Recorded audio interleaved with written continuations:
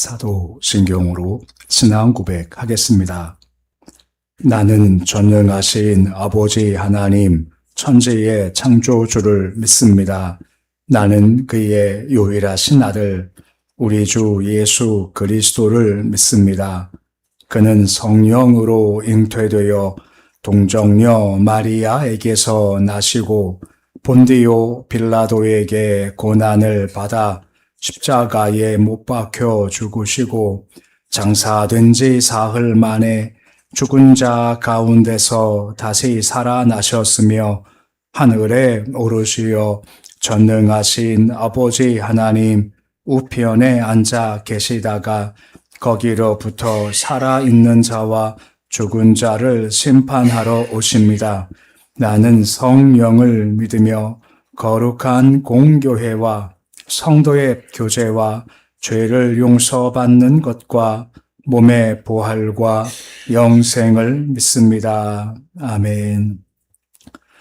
찬송가 183장 찬양하겠습니다.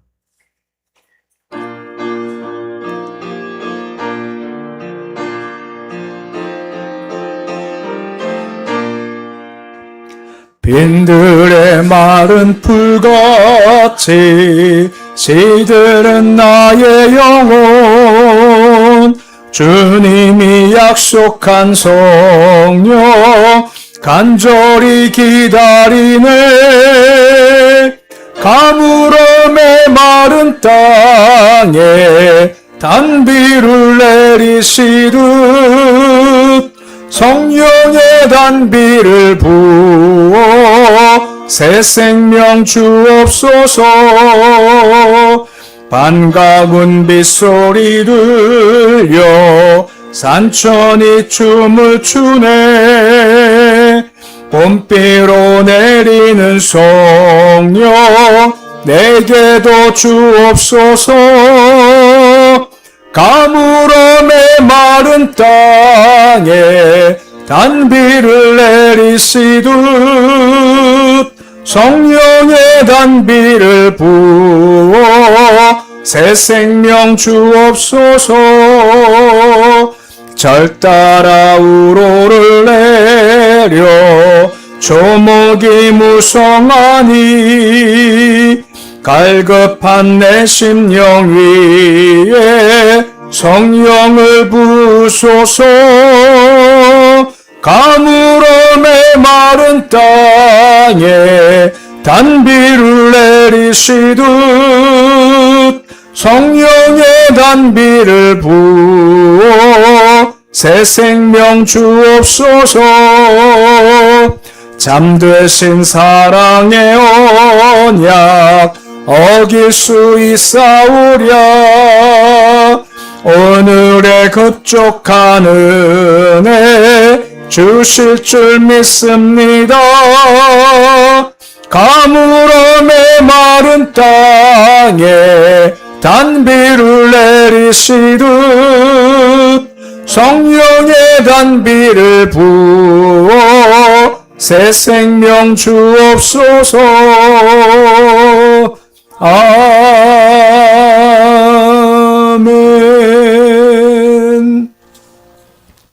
492장 찬양하겠습니다.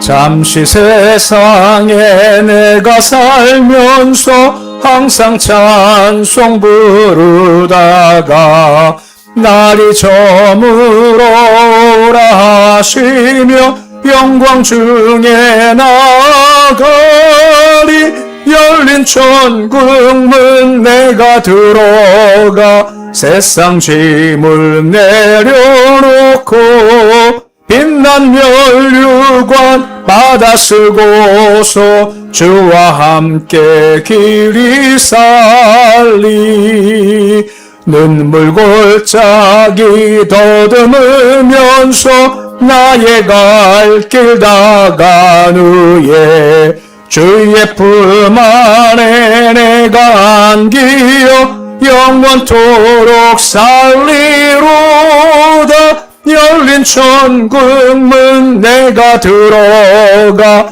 세상 짐을 내려놓고 빛난 멸류관 받아 쓰고서 주와 함께 길이 살리 나의 가는 길 멀고 마며 산은 높고 골은 깊어 고난 나의 몸 쉴 곳 없어도 복된 날이 밝아오리 열린 천국문 내가 들어가 세상 짐을 내려놓고 빛난 멸류관 받아 쓰고서 주와 함께 길이 살리 한숨 가시고 죽음 없는 날 사모하며 기다리니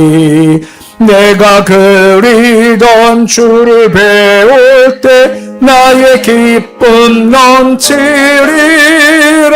열린 천국문 내가 들어가 세상 짐을 내려놓고 빛난 멸류관 받아 쓰고서 주와 함께 길이 살리.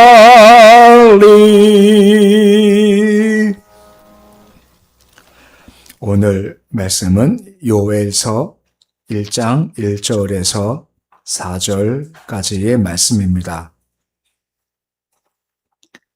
요엘서 1장 1절에서 4절까지의 말씀입니다. 요엘서 1장 1절에서 4절까지의 말씀 우리 함께 봉독하겠습니다. 보드웰의 아들 요엘에게 임한 여호와의 말씀이라. 늙은 자들아 너희는 이것들을 들을지어다. 땅의 모든 주민들아 너희는 귀를 기울일지어다. 너희의 날에나 너희 조상들의 날에 이런 일이 있었느냐. 너희는 이 일을 너희 자녀에게 말하고 너희 자녀는 너희 자기 자녀에게 말하고 그 자녀는 후세에 말할 것이니라.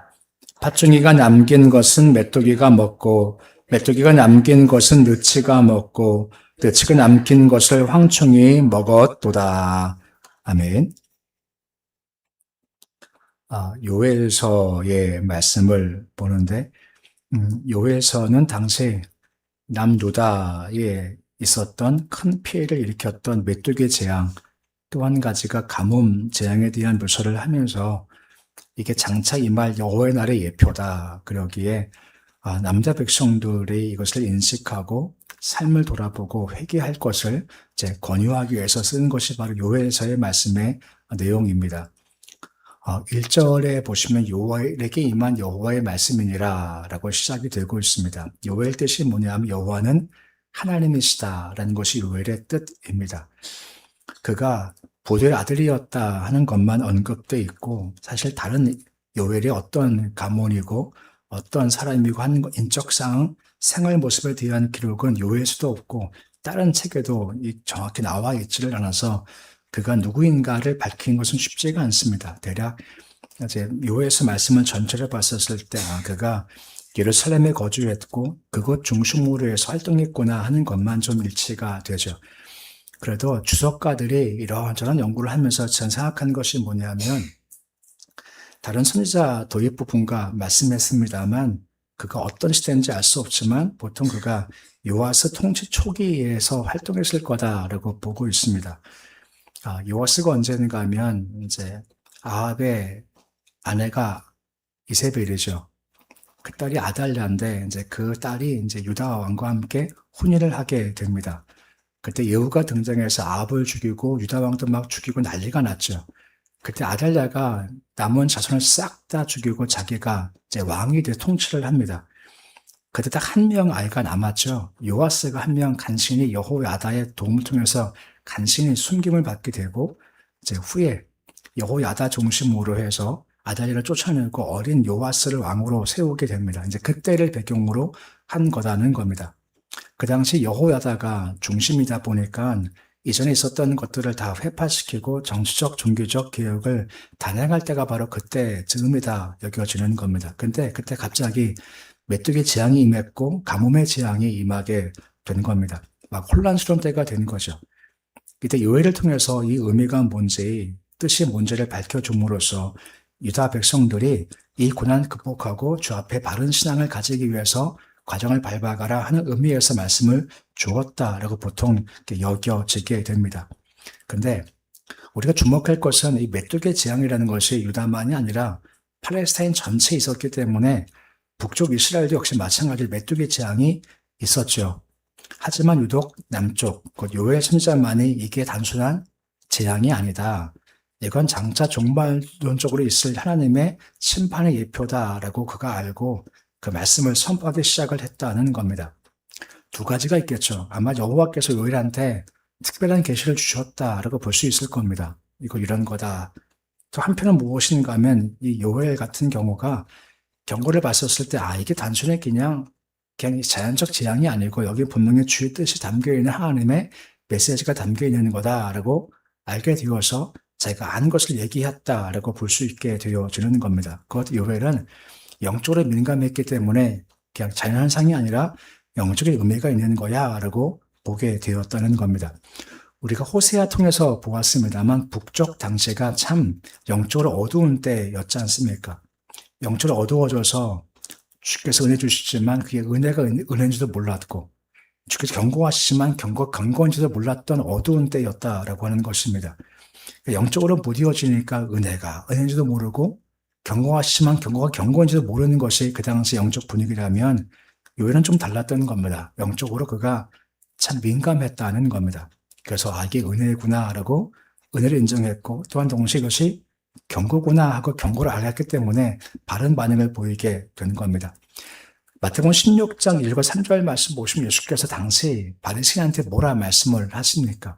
말씀 보시면 저녁에 하늘이 붉으면 날이 좋겠다 하고 아침에 붉으면 흐리면 오늘 날이 굳겠다라고 너희가 안다는 겁니다. 근데 문제가 뭡니까? 날씨는 분별하지만 시대의 표적은 네가 너희들이 분별할 수가 없다 하고 답답해 하시는다라고 하는 겁니다. 관심사가 많죠. 저 같은 경우도 앱을 통해서 날씨가 어떨까, 비가 오나 비가 오지 않나, 이게 관심 많습니다. 그리고 제가 주식 하나도 없지만 주식이 올랐냐, 떨어졌냐, 관심도 있어요. 그리고 전쟁 상황 등에 대해서 많은 관심들이 있습니다. 근데 주께서 말씀하는 거는 그렇게 너희가 날씨나 정치나 경제나 사회나 관심이 엄청 많은데 그만큼의 관심을 너희 영에 두고 있느냐에 대한 말씀이다라고 할 수가 있는 겁니다. 근데 영적 실체가 어떠한지, 내가 지금 잘 가고 있는지, 교회가 어떠한지, 시대가 영적으로 어떠한지를 저희가 잘 분별하고 있냐, 그만큼 관심이 있느냐, 내 마음에 대해서, 내 뜻에 대해서 내가 얼마나 관심을 가지고 있고 잘 살펴보고 있느냐 하는 그 말씀을 주신다는 겁니다. 요일은 그 마음이 있었던 겁니다. 시대만이 아니라 이때가 어떤 때인지 제 뜻이 무엇인지를 잘 알기 때문에 그 시대에 맞게 분별해서 말씀을 선포함이 가능할 수 있었다라고 하는 겁니다. 우리 역시 마찬가지입니다. 우리가 세상살이 하면서 세상에 관심이 많을 수밖에 없지만 하지만 진짜 중요한 관심은 우리 영이라는 겁니다. 내가 지금 어떠한지 잘 가고 있는가에 관심을 많이 둬야 한다는 말씀으로 통해 볼 수가 있는 겁니다. 2절 말씀 보시면 그래서 뭐라 합니까? 늙은 자들아, 땅의 모든 주민들아, 이런 일이 있었냐라고 지금 반문하고 있는 겁니다. 즉 메뚜기 재앙이 임하고 가뭄이 재앙이 임했었을 때 잘 봐라. 이런 재앙이 가끔 있었지만 이런 게 진짜 있었냐? 정말 이게 이런 일이 있었냐 한번 살펴봐라 라고 하는 겁니다. 분명히 뜻이 있다. 분명 주께서 우리에게 주신 메시지가 분명히 있는 것이니까 한번 잘 보라는 겁니다. 늙은 자들 경험이 많지 않습니까? 한번 쭉 돌아보라는 겁니다. 너희 평생 또 이런 일이 있었냐? 없었냐? 이게 뭔가 의미가 있지 않냐? 그럼 경고하면서 대비를 하라라고 하는 겁니다. 3절 말씀 보시면 이 일을 자녀한테 얘기하랍니다. 그리고 자기 자녀는 자기 자녀한테 얘기를 하고 후세 얘기를 하라라고 말씀을 해주고 있는 겁니다. 계속 지금 뭔지는 얘기하지 않고 계속해서 얘기해라, 살펴봐라 하는 건데 메뚜기 재앙은 지금 얘기를 하고 있는 겁니다. 불순종해서 메뚜기 재앙이 임했지 않냐 하나님의 경고의 채찍인데 이걸 너희가 지금 받았고 이걸 알기 때문에 이걸 계속해서 전해주라는 겁니다. 지금 이 시대가 폐역해서 징계받지 않느냐. 후대 때 똑같다. 후대 때도 마찬가지로 폐역하면 징계를 받을 수밖에 없으니까 이걸 계속 얘기를 해서 너희 자녀들이 그 길에서 벗어나지 않고 주의 길을 갈 수 있게 계속 전달을 해줘야 한다라고 하고 있는 겁니다. 세계미란 지역이 중요한 지역을 말씀을 드렸죠. 여호수아에서 2번씩이나 똑같이 강조를 해요. 여호수아도 가장 마지막 죽을 때 세겜에 다 모아놓고 지시하지 않습니까? 어떻게 갈 거냐? 나는 하나님만 쫓아갈 거다. 너희는 선택해 라고 하거든요. 지금 똑같은 겁니다. 지금 요엘이 말씀을 놓고 이리 가면 그리스도산 축복이 임하지만 이리 가면 저주 에바스는 임할 수밖에 없으니까 계속해서 이야기를 해주라는 겁니다. 그러면 4절 말씀 보시면 드디어 메뚜기 재앙 얘기가 시작되고 있는 겁니다. 보면 4절 보시면 메뚜기 재앙을 설명할 때 팥종이, 메뚜기, 멸치, 황충이 나옵니다. 각각 다른 생물을 가리키는 것이 아니라 히브리 말로 이 4가지가 전부 다 메뚜기를 가리킨답니다. 늑과 황충이와 팥종이 같은 경우는 유충 때를 가리키는 말, 성장 단계할 때 붙이는 말이고, 이제 메뚜기는 정말 다 자랐었을 때 메뚜기라고 지금 한다는 겁니다. 근데 굳이 왜 4개를 언급을 했을까라고 한 것입니다. 이건 그 당시 그만큼 메뚜기 재앙이 엄청났다는 것을 강조하기 위한 거죠. 한번 왔습니다. 끝나야 할 텐데 또 오고, 끝나야 할 텐데 또 오고, 끝나야 할 텐데 또 오고, 계속 걸쳐서 오게 된다는 겁니다. 기록에 의하면 아프리카에서부터 메뚜기가 이렇게 올라온답니다. 올라와서 중동 쪽을 휩쓸고 이것이 인도까지 갔다가 다시 아프리카로 내려가면서 엄청난 피해를 주는 게 바로 이 메뚜기의 재앙이다라고 하는 것입니다. 근데 문제가 뭐냐, 한 번 갔다가 흘러가는 것이 아니라 오고 또 오니까 이것이 피해가 엄청나게 됐다는 거죠. 그러기에 이 피해를 봐라, 정말 다르지 않냐, 그러기에 이때를 잘 분별하면서 잘 바라보면 필요하다라고 언급을 해주고 있는 겁니다. 말씀을 정리하면 이렇습니다. 오늘 서론적인 이야기인데 관심사인 겁니다. 어디에 관심을 둘 건가라고 하는 겁니다. 아까 말씀했습니다만 우리가 여러 가지 날씨를 포함한 것에 관심을 두고 거기에 맞춰 살아가지 않습니까? 일기예보 미리 보면서 오늘 비가 오는구나 하면 우산을 다 준비하고 나가지 않습니까? 날이 맑겠구나 하면 우산 준비하지 않죠. 이처럼 지금 세상이 어떤지를 분별하는 것이 필요하지만 더 필요한 것은 바로 영적인 분별이 필요하다라고 하는 겁니다. 열돔이라 그러죠. 우린 조금 시원했지만 유럽은 난리였다라고 하지 않습니까? 너무 뜨거워서 사망자가 나오고. 보통 뉴스 보거나 일기예보 보면 그 이유가 뭐라 설명합니까? 결국은 지구온난화라고 설명하죠. 근데 우리는 알죠. 단지 이게 지구온난화 때문일까? 딴 이유가 있는 걸까요? 뭐가 가까이 오고 있습니까, 지금? 날씨가 힘들 때마다 죄림이 점점 가까이 오다는 것을 항상 우리가 마음에 함께 가질 모습인 겁니다. 뉴스는 나오지 않죠. 뉴스는 그냥 이렇게 자연상만 얘기하지 우리는 볼 때마다 정말 주의 재림이 점점 가까우고 있는 거구나 하는 것을 우리가 알라는 겁니다. 마태복음 24장 42절의 말씀을 보시면 그래서 주께서 뭐라 말씀을 해주고 있습니까? 그러므로 깨어있으라 라고 하는 겁니다. 언제 주께서 오실지 모른다는 겁니다. 깨어있는다는 것은 말씀과 기도를 통해서 우리 영이 항상 분별할 수 있게 깨어있어야 한다라고 하는 겁니다. 그래서 뭐가 왔었을 때 이것이 이런 의미구나 라고 알고 잘 준비하는 것이 필요하다는 겁니다. 로마서 13장 11절 말씀도 비슷한 말씀이 이어지고 있습니다. 로마 13장 11절 말씀 보시면 자대가 깰 때가 벌써 되었다 하는 겁니다. 지금이 그런 때라는 겁니다. 지금 잘 때가 아니라 깰 때가 되었다는 겁니다. 다음 12절 말씀 보시면 뭐라 말씀을 해주고 있습니까? 밤이 깊고 낮이 가까웠다는 겁니다. 깰 때가 됐죠. 그러기에 뭐라 권면합니까? 어둠의 일을 벗어버리고 뭘 입자고요? 빛의 갑옷을 입자는 겁니다. 그럼 그게 뭐냐?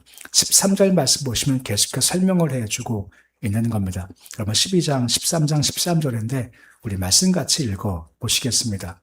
낮에와 같이 단정하고 방탕하거나 술 취하지 말며 음란하거나 호색하지 말며 다투거나 시기하지 말고 라고 하죠. 다음 절 10절의 말씀을 계속해서 이어집니다. 말씀같이 읽어봅니다. 오직 주 예수 그리스도를 옷 입고 정욕을 위하여 육신의 일을 도모하지 말라라고 하는 겁니다. 바로 그런 때라고 하는 겁니다. 단 세상을 살아가면서 날씨가 엉망이고 자연계가 막 이래지면서 참 힘들다 어렵다라고 하지만 우리가 생각할 때는 점점 주가 가까이 오고 밤이 깊고 낮이 가깝게 일 때가 되었다는 겁니다. 그때일수록 우리가 주님을 바라보면서 신앙길을 잘 걸어가는 것이 분명히 필요하다는 겁니다. 즉 요일이 그 얘기입니다. 외적의 재앙이 그냥 재앙만이 아니라 품모신 두 가지 분명히 있는 거니까 이걸 바라보면서 걸어감처럼 이 땅을 걸어가면 우리도 시대를 잘 분별하라는 겁니다. 영적으로 깨어있어서 어떤 때인가 살펴보고 지금 세상적인 관심도 중요하지만 내 영이 어떤가, 주가 섰을 때 내가 정말 저를 설 수 있을 것인가를 잘 분별해서 오늘 말씀과 같이 깰 때가 되었으니 주 예수 영광을 위해서 걸어가는 모습이 되어서 그때를 잘 준비하는 모습이 되실 수 있으시기를 우리 주 이름으로 축원해 드립니다. 기도하겠습니다. 아버지 하나님, 요엘이 큰 메뚜기의 재앙을 앞두고 백성들한테 이거 단순히 메뚜기의 재앙 아니다. 자연현상만이 아니다. 분명 그 뒤에 있는 영적인 하나님의 의도가 있는 거다라고 선포합니다. 당 사람들은 그냥 메뚜기 재앙이야 라고 봤지만 요엘은 그 뒤에 숨은 여호와의 뜻을 보았고 의도를 보았습니다. 우리 역시 마찬가지입니다. 세상을 살면 우리가 많은 세상적 관심사를 두고 살아갑니다. 날씨가 어떨까? 요즘 경제가 어떨까? 정치가 어떨까? 많은 관심을 가지고 있고 많은 말을 하지만 정말 중요한 것은 하나님의 뜻과 하나님의 마음과 주의 재림의 때와 그에 맞는 우리 각자 영적인 상태입니다. 얼마나 많은 관심을 영적 상태에 두고 있고 얼마나 많은 관심을 주의 뜻에 두고 살고 있습니까? 도우셔서 분주한 세상살이지만 주의 뜻과 마음을 좀 더 헤아리게 해주시옵시고 또한 영적 상태가 지금 바른가 자다가 깰 때가 되었다라고 말씀하시는데 우리가 주의 오심을 준비하고 있느냐 정말 육신을 도모하지 않고 예수님의 옷을 입고 살가고 있는가를 잘 점검하게 해주시옵시고 장차 오실 예수의 나라 잘 준비하는 모습 될 수 있도록 주님 도와주시옵소서. 새벽에 모일 때마다 우리 영이 더욱더 맑아지길 소망하며 영이 더 강건하기를 소망합니다. 그래서 주께서 조금 말씀하시면 이런 뜻이구나 분별케 하시고 주께서 우리에게 이런 감동을 주시면 정말 그렇구나 라고 잘 분별케 도와주셔서 어둠 중 헤매지 않게 하시옵시고 주께서 말씀하신 길 잘 준비 나갈 수 있도록 영적으로 세워줄 수 있도록 도와주시옵소서. 아버지 살아가면서 참 많은 난관들이 있고 어려움도 가지고 있고 정말 어쩔 수 없다 싶을 때가 참 많이 있습니다. 우리가 할 것은 그때마다 주 예수의 이름으로 맡기는 겁니다. 맡기면 덜 도와주십니다. 새벽 남아서 마음의 근심 염려 걱정들을 다 주께 던져버리길 소망하며 믿음으로 맡길 때 대신 우리 안에 평안 주시고 평강을 주시기 원합니다. 하나님은 선하신 분이십니다.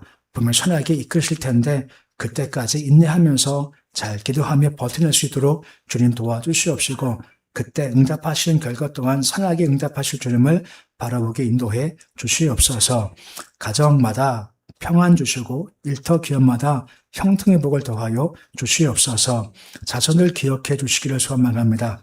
항상 주께서 만드신 아름다운 길로 걷는 자녀들이 되어지기를 소망합니다. 딴 것 의지하지 않게 하시고 무릎 꿇을 수 있는 지혜를 주시기 소망하며 주를 인정하는 믿음을 허락하여 주시옵소서. 믿음에서 주를 기쁘시게 할 수 있사오니 믿음 가지게 해주시옵시고 주를 찾을 때 상을 얻는 모든 자손 될 수 있도록 도와주시옵소서. 치앙마이 선교 기숙사를 건축하고자 합니다. 지금 인허가 과정 가운데 있습니다. 선하게 주께서 이끄시옵시고 또 시공자도 선정할 겁니다. 좋은 시공자 선택할 수 있도록 도우셔서 건축할 때까지 문제없게 주님 하나하나 간섭하시고 도와주시옵소서. 오늘 주님 하루가 시작되었습니다. 오늘 한 주 주께 맡겨드립니다. 오늘 주와 함께하는 하루가 되어지길 소망합니다. 항상 나와 우리와 함께 하신 주를 우리가 바라보기에 요동하지 않고 흔들리지 않고 오늘도 무엇이 온다 한들 기도로 반응하고 찬송으로 반응하고 감사로 반응하는 하루의 복된 삶 살 수 있도록 도와주시옵소서. 예수님의 이름으로 기도드립니다. 아멘. 하늘에 계신 우리 아버지 이름을 거룩하게 하시며 아버지 나라가 오게 하시며 아버지의 뜻이 하늘에서와 같이 땅에서도 이루어지게 하소서. 오늘 우리에게 일용할 양식을 주시고 우리가 우리에게 잘못한 사람을 용서하여 준 것 같이 우리 죄를 용서하여 주시고 우리를 시험에 빠지지 않게 하시고 악에서 구하소서.